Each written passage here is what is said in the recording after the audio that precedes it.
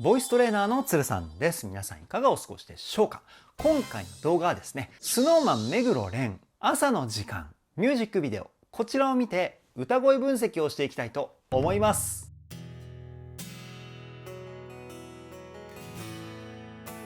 つるさんのボーカルルーム。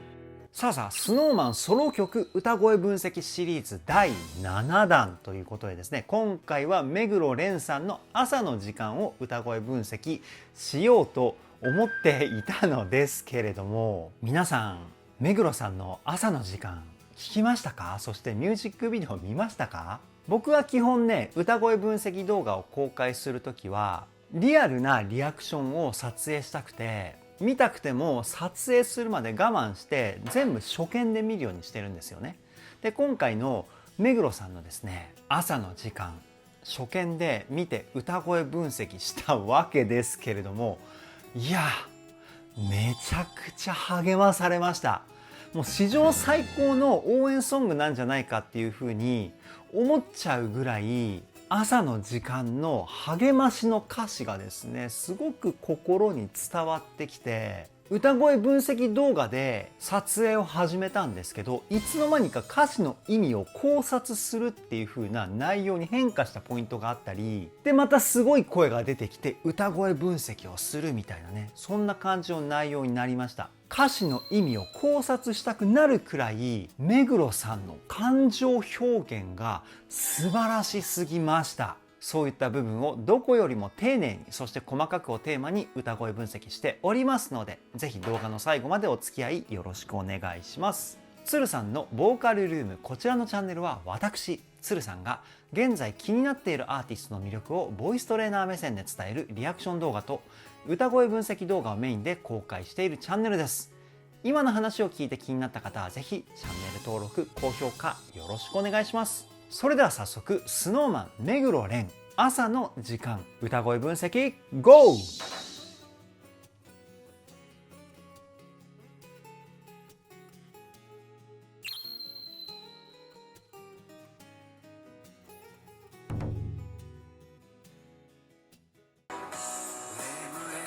いいね。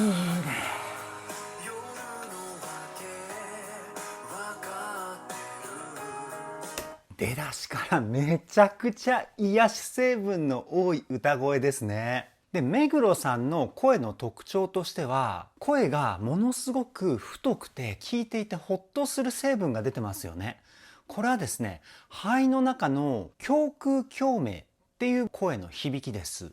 歌を歌う上で代表的な声を響かせるポイントが3つあります。胸の中の胸腔共鳴、口の中の口腔共鳴、そして鼻の中の鼻腔共鳴、それぞれ役割があってですね、胸は声の太さだったり、男性がですねメインで使うと男らしくてかっこいい声になるんですよね。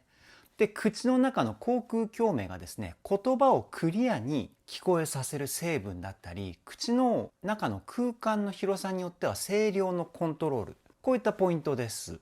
で、鼻の鼻腔共鳴が主に声の音色だったり、高い声を出す時のアプローチを作るといったポイントです。目黒さんの声はですね、胸でしっかりと男らしくて安心感のある響きを作り、そして鼻でですね、セクシーな雰囲気を表現してるんですよね。で、全体的にうっすら息のはぁ、この音が声に混ざってますよね。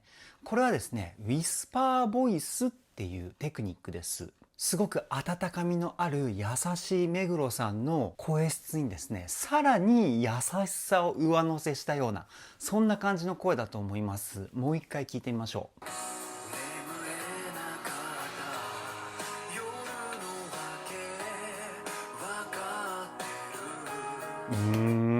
最高ですね。眠れなかった。僕がやるとこういう感じの声になるかな。すごくコントロールが難しい声ですね。今やってみてすごい難しいなって思いました。さすが目黒さんですね。次いきますよ。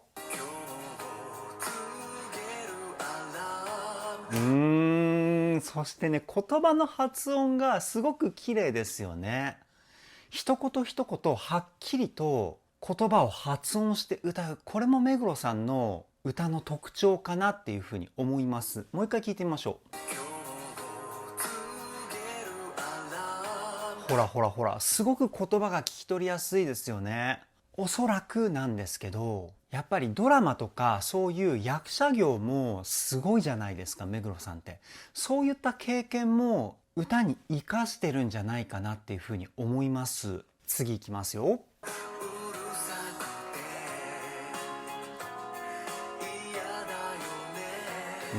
すごいわかりますよね、歌詞の言葉の気持ちが。朝のアラーム本当にうざいですよね。このまま寝ていられたらどれだけ気持ちがいいんだろうっていうふうにね、毎日思っちゃいます。なんか歌詞の内容もすごく身近な感じがして、さらに目黒さんの感情が伝わってくるような、そんな感じがしますね。最高ですね。次いきますよ。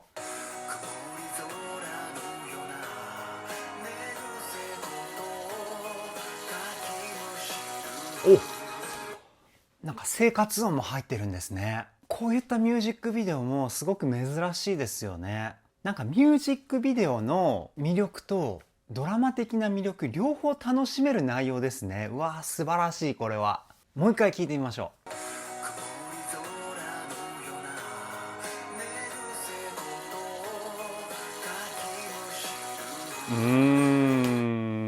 曇り空のような寝癖ごとかきむしる。曇り空のようなっていうことはもう本当にものすごい寝癖ってことかな。でも言葉の選び方ですごくなんか雰囲気が変わって聞こえますよね。ものすごくこう美しいような雰囲気というか、ストレートにものすごい寝癖をかきむしるって言っちゃうと寝相悪かったのかなとか思っちゃいますけど、曇り空のような寝癖、美しい言葉並びですね。次いきますよ。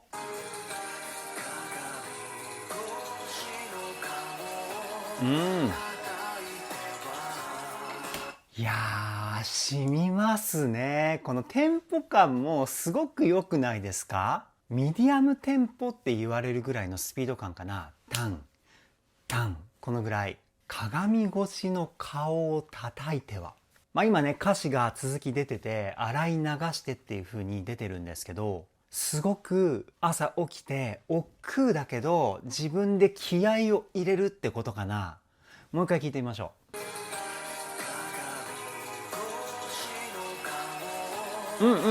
あ、今ね、聞いてちょっと思いました。すごくゆったり聴ける成分その2。今度は声じゃないんですけど、リズムの取り方ですね。最近の音楽業界の流れとしては、こういうゆったりしたスピード感の曲っていうのは、倍のテンポでリズムをとって歌うっていうのが主流なんですよね。例えば今回の朝の時間、タン、タン、タン、このぐらいのスピード感の曲なんですけど、これをタンタンタンタン、このテンポでリズムをとって歌うとですね、歌のフレーズのリズムが前乗りって言われる実際のこうカウントが鳴ってるところよりもちょっと速くなるんですよね。その速くなった分疾走感が出るっていう風な雰囲気になるんですけど、目黒さんはですね、普通にタンタンっていう風にリズムをとって歌ってるんですね。このリズムの取り方で歌うとですね、全体的にすごくまったりとした雰囲気が出てくるんですよ。でも SnowMan の楽曲でテンポ感のいい曲だと、先ほど言った前乗りになるリズムの取り方で歌っていたりもするので、曲調によってリズムの取り方を変化させて歌ってるんですね、目黒さん。素晴らしいですね。次いきますよ。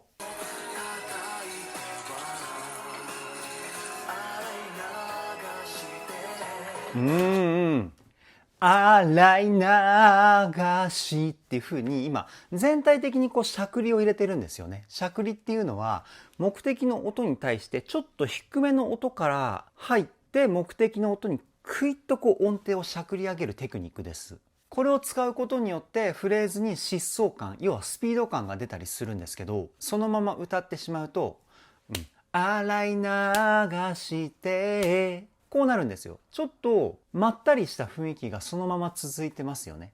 でも洗い流してこうしゃくりをですねちょっとでも入れると疾走感が生まれるんですよ。ほんと微妙な歌い方の違いなんですけど、このわずかな違いでですね目黒さんは歌詞が持つ世界観を表現したんじゃないかなっていうふうに僕は推測します。次いきますよ。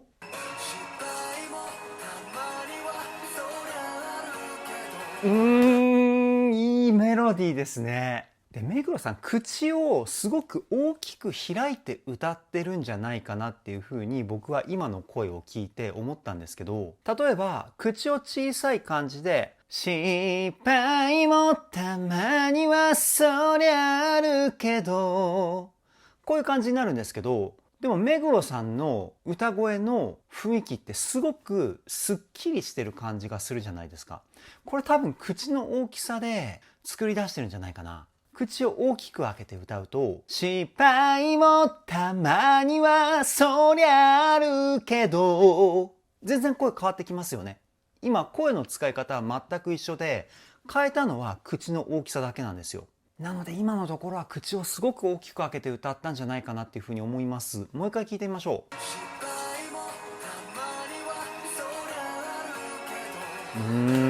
いい声だね。やっぱり言葉がクリアに聞こえてくるからこそ、言葉が持つ意味っていうのがものすごく伝わってきますよね。素晴らしいです。次いきますよ。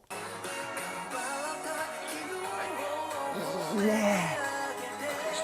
いい失敗はたまにはあるけど、頑張った昨日を褒めてあげてすごくいい言葉ですね。しかも目黒さんが歌うから、なんか目黒さんが励ましてくれてるような雰囲気すら感じますよね。で今ね一瞬入った裏声のところで僕はね一気に泣きそうになってしまいましたね。もう一回聞いてみましょう。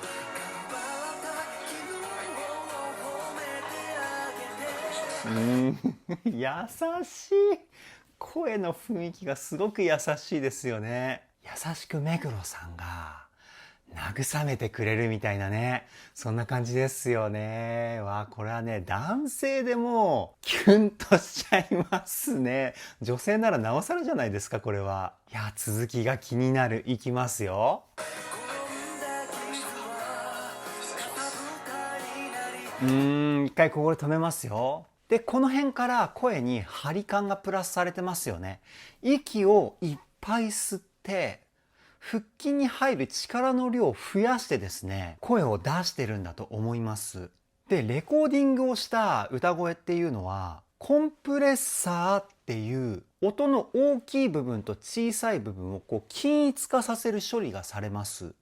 なので声量が大きいとか声量が小さいっていうのは音源からだと非常に分かりづらいんですね。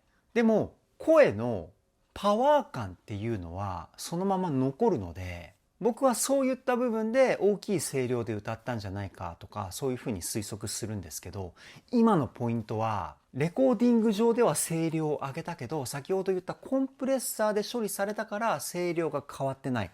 でもパワー感が残って盛り上がってる雰囲気を作ってるっていうポイントだと思います。もう一回聞いてみましょう。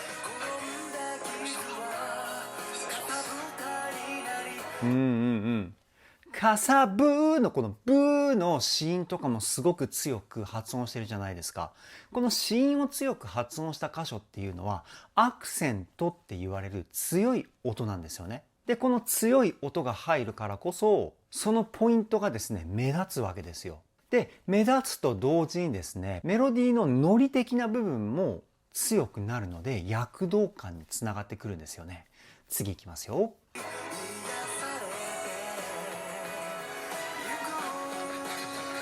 はい、ゆくこのうわっていうのがすごくセクシーですよね。もう一回聞いてみましょう。いきますよ。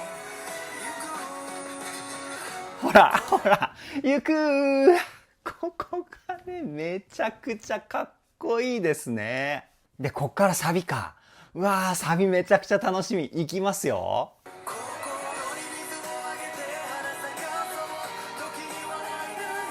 いいフレーズですね。心に水をあげて花を咲かせようと。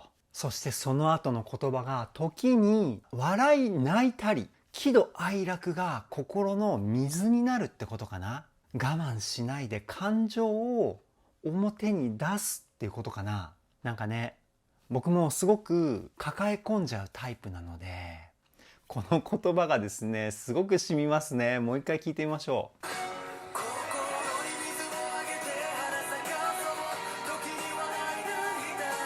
う。いいですね。こう落ち込んだ時にすごく聞きたくなる言葉、そして目黒さんの歌声って感じですよね。次いきますよ。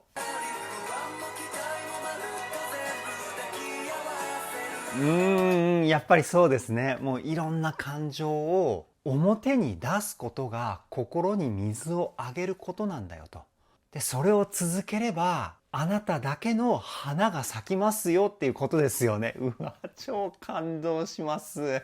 めちゃくちゃいい言葉ですね。次いきますよ。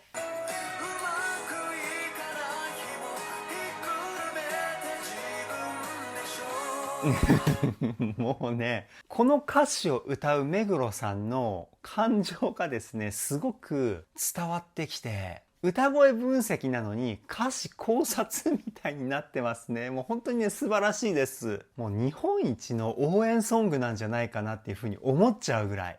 やっぱり歌も演技も日本でトップクラスの目黒さんにしか出せない雰囲気ですよね。もう一回聞いてみましょう。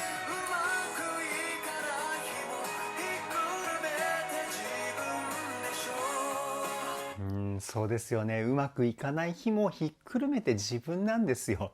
もうそのままね、歌詞の言葉を話しただけですけど、やっぱり僕みたいに変なプライドがある人はうまくいかない日は自分じゃないっていうふうに思いたい気持ちが出てくるんですよね。でもうまくいかない日も自分なんだよと。素直になりなよってことかな。次いきますよ。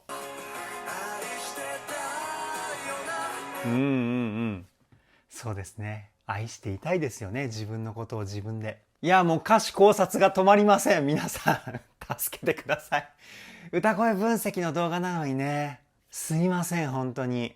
でもね、そういう風に歌詞考察になってしまうぐらい、目黒さんの感情表現が豊かで素晴らしすぎるんですよ。いや、本当に染みますね。次いきますよ。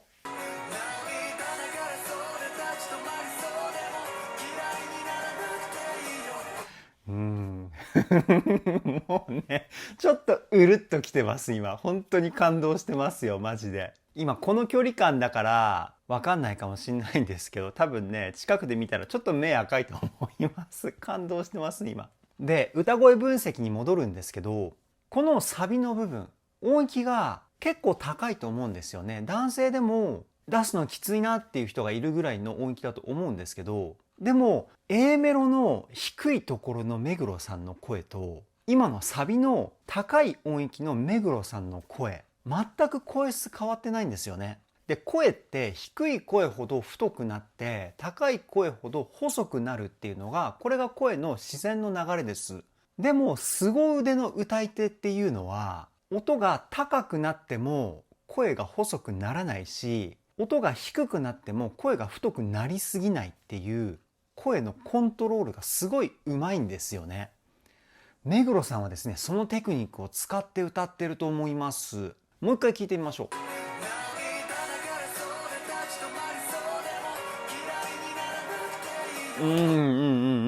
すごく高い音域なのに声が太いですよね。これはですね、歌の基礎的な部分もめちゃくちゃレベルが高い証拠なんですよね。高い声になって声が細くなるっていうのは、胸の胸腔共鳴の響きが少なくなると細くなります。でも目黒さんは高い声でも胸の響きがですね、安定しているので太い声を出すことができるんですよね。いやー、このね、基礎的な部分のレベルの高さ、さすがですね。次いきますよ。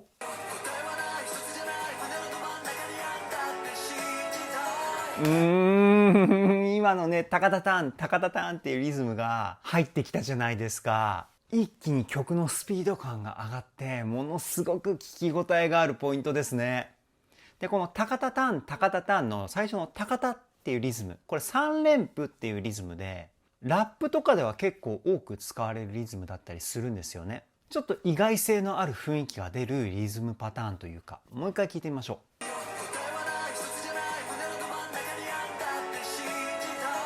ちょっとメロラップっぽい雰囲気を表現したかったのかな、ここのポイントは。それだったらね、すごくね、納得です。ラップでよく出てくるリズムの3連符、これを使うことによって、歌の雰囲気っていうよりも言葉の雰囲気を前面に出したようなポイントなのかなっていうふうに思います。次いきますよ。い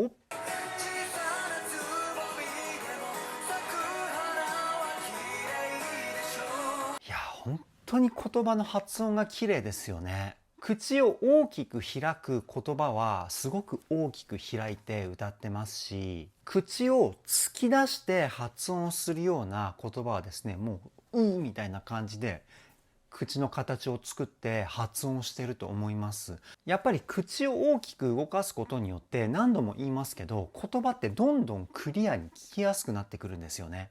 目黒さんがね、心を込めて歌ってるっていう表れですよね。もう一回聞いてみましょう。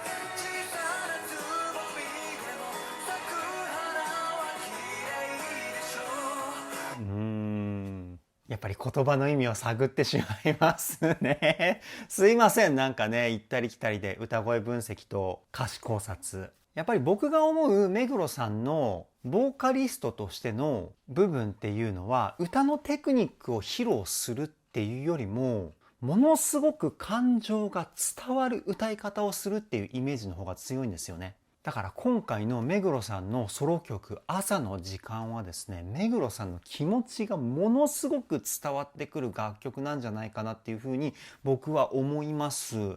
まだ一番終わってないけどね。でもね、先がどんどん気になりますよね。本当にね、ドラマの続きが気になるような感覚とすごく近いなっていうふうに思います。次いきますよ。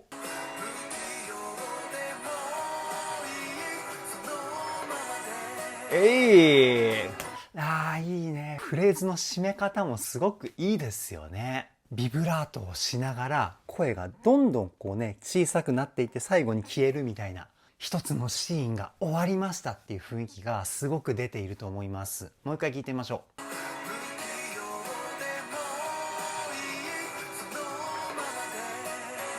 ほらほら、そのままでみたいな。僕ね、あんまりうまくないですけど、すごくいいですね。ここで1番終わりですよね。2番はどういう風なストーリーが待っているんでしょうか。いきますよ。うわ、綺麗な裏声。ごめんなさい。途中で止めちゃった。裏声がね、すごく綺麗でしたね。これはですね、先ほど3つの声が響くポイント紹介したと思うんですけど、それとは別にですね、頭を響かせる声っていうのはあります。ヘッドボイスって言うんですけど、このヘッドボイスを使うとですね、声がめちゃくちゃ綺麗になるんですよね。今の裏声はですね、その声の成分を使っています。で、その後のフェイクがね、ここで止めちゃったんですけど、もう一回ね、裏声のとこから流して聞いてみたいと思います。いきますよ。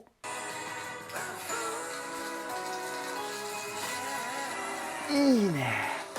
イエーイ。こんな感じかな。もうちょっとね、息の音が混ざってる感じがしましたよね。美しい裏声から柔らかい地声に変化させるポイント。いやー、たまらないですね。次いきますよ。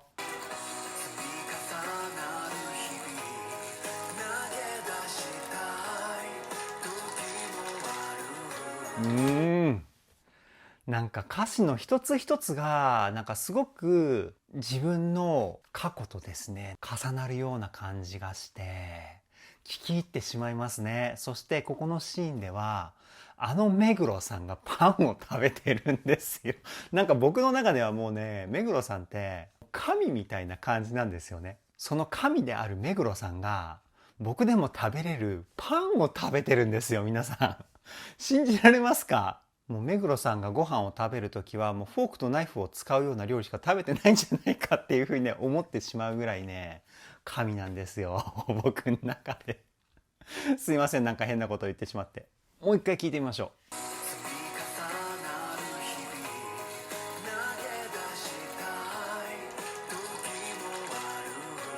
パンを食べてる時にこう周りのこうフィルムがパリパリって音鳴るじゃないですか。これも入ってるのがすごくやっぱりね親近感が湧くんですよね。生活音が入ってるっていうかね、なかなかこんなミュージックビデオないじゃないですか、いい意味で。いやーすごくいいですね。次いきますよ。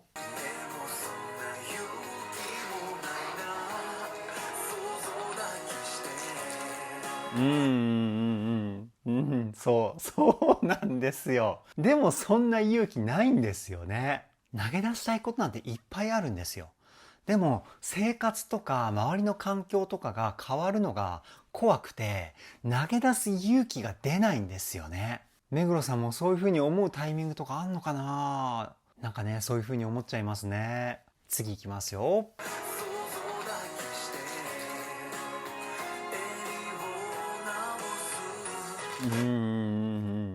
そしてね、さすがですよね。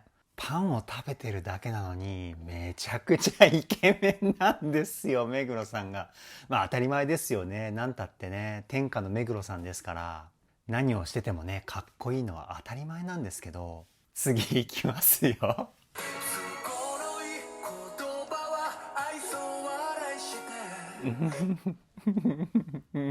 なんか本当に感動しちゃいますね。多分目黒さんの朝の時間の歌詞のストーリーすごいわかるっていう風に思う方いると思います。僕も昔事務所に所属をして音楽のプロ活動をやってた時期があるんですけど、例えばねタイアップを取ったとか何かのキャンペーンに自分の楽曲がテーマソングになったとか、そういうタイミングではね愛想のいいこと言う人めちゃくちゃ増えるんですよ。多分ね宝くじに当たると知らない親戚が増えるみたいに言うじゃないですか。なんかねそんな現象、仲良くしとけばおこぼれもらえるかもしれないなんて思ってすごくなんか調子のいい人がね増えるんですよね。多分僕ですらそんな人いたんで、目黒さんの周りなんてものすごいねそういう人いっぱいいるんじゃないかなと思うんですけど、そういう人を愛想笑いでかわしていくってことかな。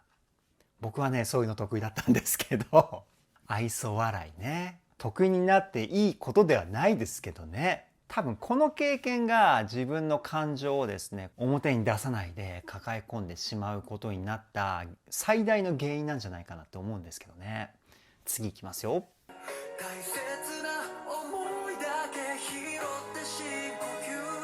それがいい。大切な思いだけ拾うの大事ですよね。そしてここの言葉の説得力半端なくないですか？もう一回聞いてみましょ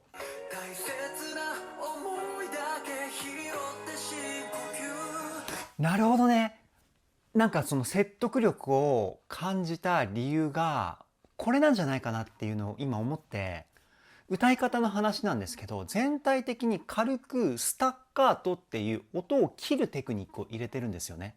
大切な思いだけ拾って深呼吸みたいな大げさにやるとこんな感じで歌ってたと思うんですよね。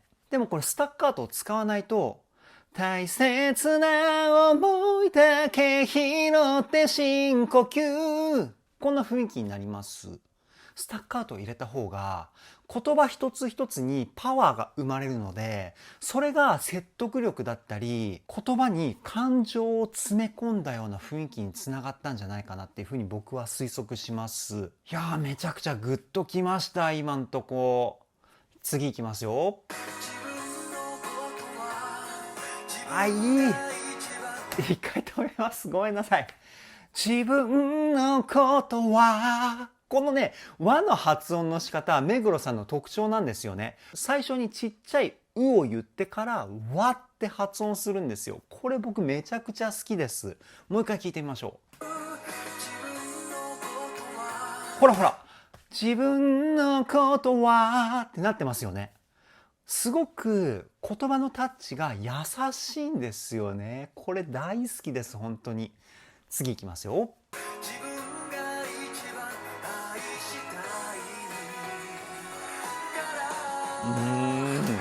自分のことを自分が一番愛することができたらいいですよね。僕はね自分の中でどうしてもあらを探しちゃうタイプなんですよ。ここはダメ、あそこはダメっていう風にね、自分に対して嫌な部分をどんどん見つけちゃうような感じなんですけど、それがね、ダメですよね。もっと自分を愛した方がいいな。目黒さんが言うんだからそうしようっていう風になりません？皆さん。素晴らしいですね。次いきますよ。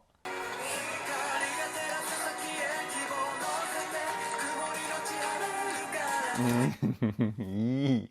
すごくいい。やっぱりね、サビの言葉のメッセージ性が恐ろしいほど伝わってきますよね。曇りのち晴れるからっていうワード。今現在はすごく悲しい出来事が続いていても、でも晴れるんですよ。悲しい出来事には終わりがある。終わった後は希望が満ちた美しい世界が待ってるって、そういうことですよね。うわー、たまらないね。すごくね、心のモヤモヤがなくなってくる気がします。目黒さんの朝の時間を聞いてると。次いきますよ。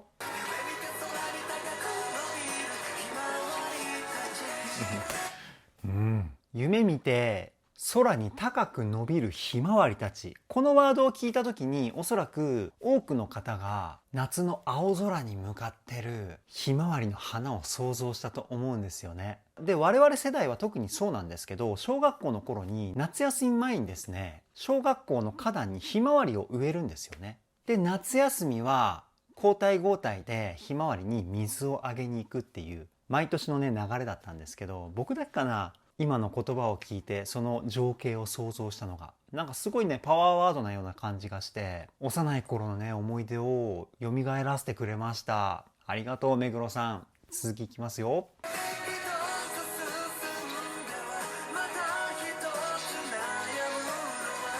ほら、今のところが多分この曲で一番高い音域を地声で歌ってるポイントだと思うんですよね。でも声が全然細くならないじゃないですか。これがですね、先ほど言った音域が変わっても声質が変化しないっていうところが一番わかりやすいとこかな。もう一回聞いてみましょう。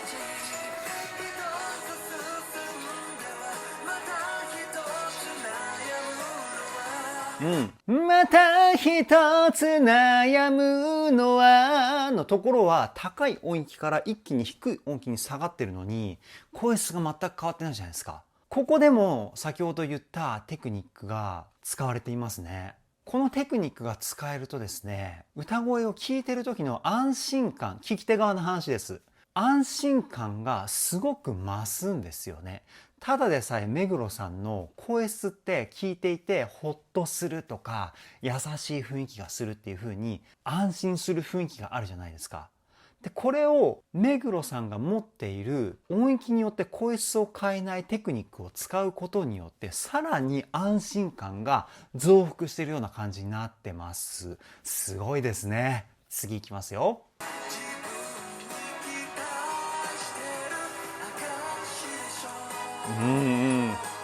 証でしょ。ここの声が一気にか細くなる感じ、すごくいいですね。そして悩むのは自分に期待をしてる証でしょってもう言われてみると気づきますよね。ほんとその通りですよね。自分に期待していないと悩むこともないですもんね。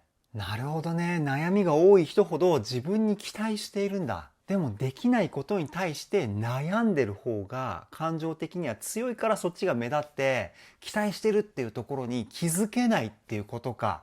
なるほどね。なんか応援ソングを通り越して人生相談に乗ってもらってるような安心感があります、僕。皆さんはどうですか？いやー、素晴らしいですね。じゃあ次は感想後の歌い出しからいきたいと思います。いきますよ。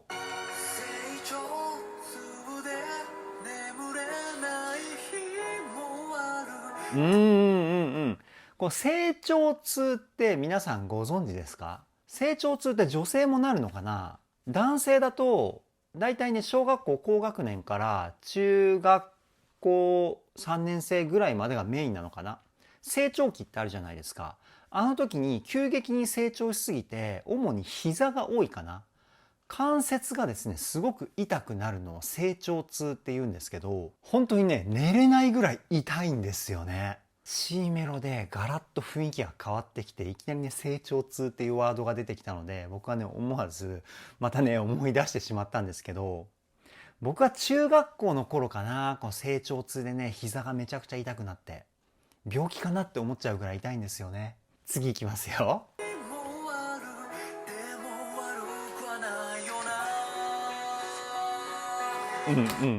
初めてこの曲の言葉で納得できない言葉が出てきました。成長痛で寝れない日もある。でも悪くはないよな。僕はね、成長痛はもう苦しい思い出しかないので、悪いなって悪くはないとは思えないなっていうふうに思っちゃいました。普通にね、言葉の意味をストレートで捉えたらそういうふうになるんですけど、でも多分この今のフレーズ、今の言葉っていうのは、自分の目標に向かってめちゃくちゃ努力しているけど、目標まで到達できない苦しみだったり、悩みで寝れない日もあるけど、頑張ってるから悪くはないよなっていう風な意味だと思うんですよね。次へステップアップするための準備期間なんだよっていう風なことを伝えたかったんじゃないかなっていう風に思います。そういう風にストーリー的な意味として捉えたらものすごくいい言葉なんですけど、さっきね、ちょっと僕の成長痛のエピソードを話してしまったせいで、なんかね、言葉をリアルに捉えてしまいました。申し訳ございません。次いきますよ。ああ、いいね。大サビでまた一番のすごく僕が感動したワードが来るんですね。心に水をあげよう。このフレーズ大好きだな、僕。で、ちょっとアレンジもね、ものすごくインパクトが強い感じになってますよね。もう一回聞いてみましょ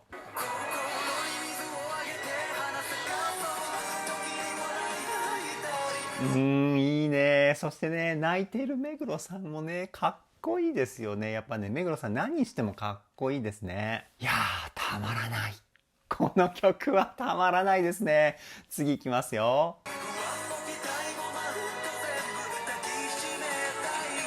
いいね。抱きしめたいっていう風に、最後のサビはね、盛り上がる感じにフレーズもちょっとだけ変わってますよね。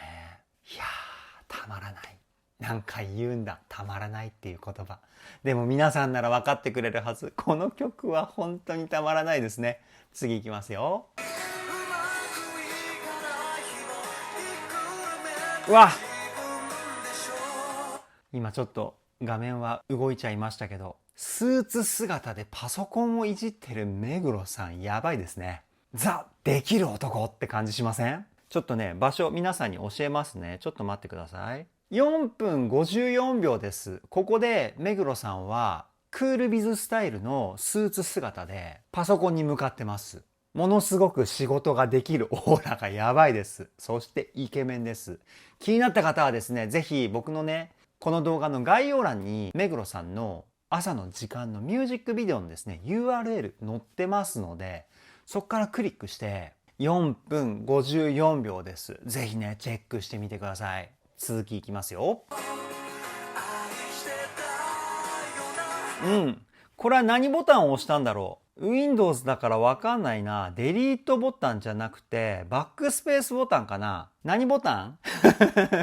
僕ね、Mac なんですよね。パソコンは毎日使ってるんですけど、残念ながら Windows ではないので、ボタンの種類が違うんですよ。ちなみに Mac だと、この目黒さんが押してるボタンの位置に何があるかっていうと、こういうマークがついてるやつ。×。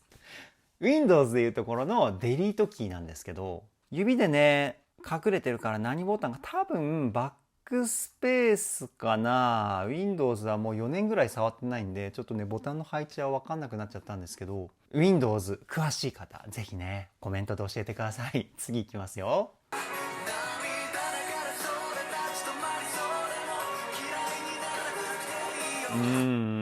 なんかミュージックビデオの映像もこの辺から動きがこう出てきて、映像的なストーリーの続きも気になるような感じになってきましたよね。歌詞のストーリー性もすごく気になって、なおかつ映像のストーリー性も気になる。なんか2つのストーリーが同時進行でこう進んでるような、そんな感じしませんか？めちゃくちゃ見応えがあるし、めちゃくちゃ聞き応えがある。最後の最後でこれはやばいですね。続きいきますよ。うわ、今なんかすごく普通だったらしないところで息継ぎが入ってるんですよ。それがね、逆にかっこよかったですね。もう一回聞いてみましょう。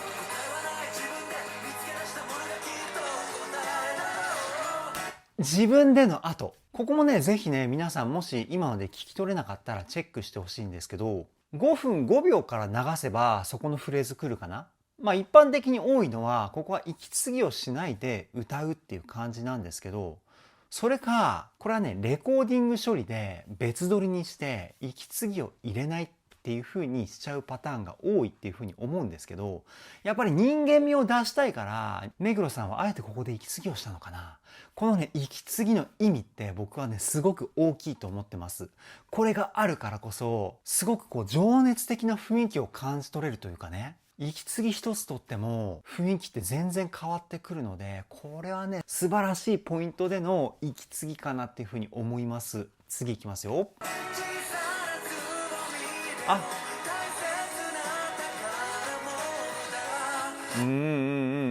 映像の方ではこれから出勤するってことかな。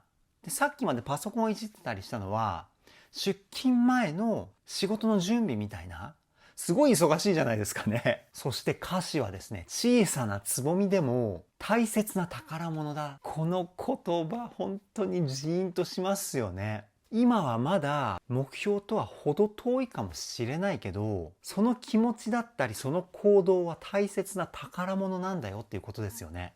なんかありそうな言葉ですごく奥が深くてものすごく励まされるっていうね、スペシャルワードかなって思います。僕は。次いきますよ。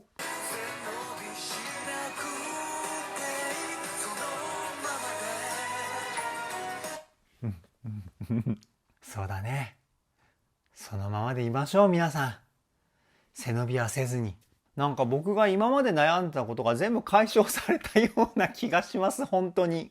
これは持ってないです。本当に。絶対にこの言葉を目黒さんが歌ってるからこそこういう気持ちになれてるんですよね。いやー、すごいですね。目黒さんの表現力は。なんか歌声分析始めた時と比べてめちゃくちゃ気持ちがスッキリしてますもん。今日実は僕この撮影始まる数時間前までですね、ちょっととある講習を受けていまして、そこでね、ものすごく自分ができなすぎてめちゃくちゃ落ち込んでたんですよ、さっき。でも目黒さんの歌声を聞きながら歌声分析をして撮影することで気持ちを切り替えようと思って、いざ撮影に挑んだらですね、もうさっきまでの悩みなんて嘘みたいな感じでですね、今もう晴れやかな気持ちですよ。いや、これは本当にすごい。ぜひね、落ち込んでる人には、目黒さんの朝の時間、これ聞いてほしいですね。で、言葉の意味をじっくり考えながら聞いてほしいなっていうふうに思います。絶対に気持ちが晴れるから、友達におすすめしますよ。次いきますね。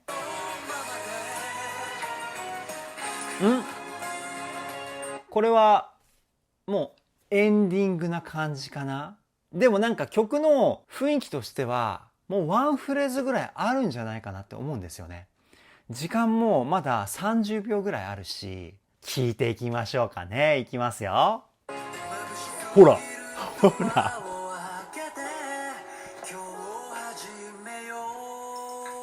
いいね。ここですごく優しいソフトな声を使いましたよね。で、この声はですね、胸腔共鳴の響きを少しだけ少なくしてます。だからなんか耳元でこうね、そっと囁いてるような声の質感を感じますよね。もう一回聞いてみましょう。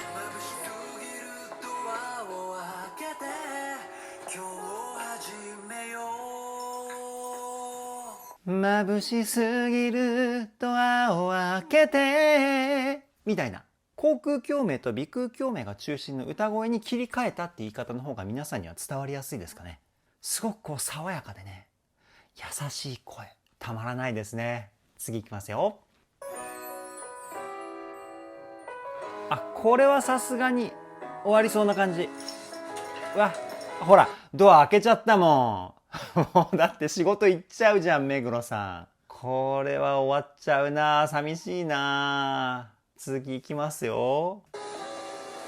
ほら、仕事行っちゃったらなんかメモとかあるしね。ほら、終わっちゃったよ。すっごい寂しいですね。いやー、でもね、素晴らしすぎました。以上、SnowMan 目黒蓮朝の時間歌声分析はここで終了です。いやー、最高ですね。やっぱりね、目黒さんの表現力が天才的すぎて、本当にね、度肝を抜かれました。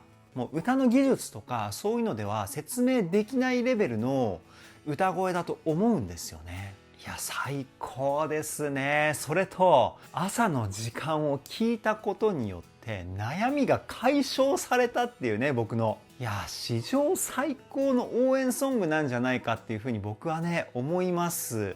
本当に友達にこの曲紹介したいと思います。それぐらい大好きな曲になりました。これからも SnowMan 全力で追っていきたいと思います。それでは今回の動画はここで終わりです。動画の内容を気に入ってくださった方はチャンネル登録、高評価よろしくお願いします。ではでは、ボイストレーナーのつるさんでした。